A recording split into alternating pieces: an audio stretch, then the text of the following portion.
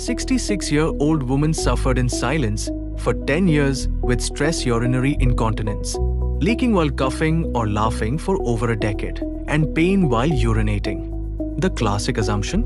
It's incontinence, so the muscles must be weak. The standard fix? Strengthen them. But Pheezee proved the assumption wrong. The sensors detected overactive pelvic floor muscles at rest. Her strength was actually optimal. Strengthening would have made her worse.